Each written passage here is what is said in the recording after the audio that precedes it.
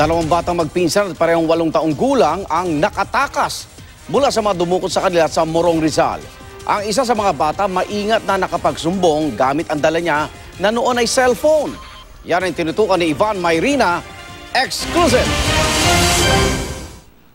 Hindi raw akalain ni Mami Lita na sa gitna ng simple at tahimik na pamumuhay sa kanyang sariling tahanan sa Morong, Rizal ay hindi pa rin palaligtas ang kanyang 8 taong gulang na anak na lalaki sa kidnapping. Maraming hindi naniniwala na totoo yung kidnapan, pero sa amin na naka-experience ng ganitong sitwasyon, kailangan maging alerto yung lahat ng mga magulang na bantayan nilang mabuti yung mga anak nila. Dakong alas 11 ng umaga nitong Biyernes, nakatulog daw si Mami Lita habang 8 taong gulang na anak ay naglalaro sa loob ng kanilang bakuran kasama ang 8 taong gulang ding pinsan.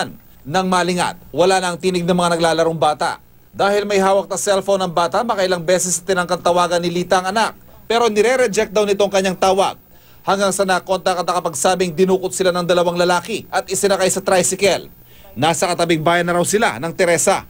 Kaya po daw kinakancel nung bata yung tawag, nung mga unang tawag, ibinalot niya yung panyo niya dun sa cellphone niya para hindi daw po makita ng mga kidnapper niya. Sabi niya pong ganon, nadukot po ako, nadukot kami, nasaan kayo, saang party kayo, nakikita mo ba kung anong meron dyan? Sabi niya, Teresa po to. Sa tsuri po namin ay ito po ay kidnapuran sa mga isa tsuri. Paano niyo po nasabi, sir?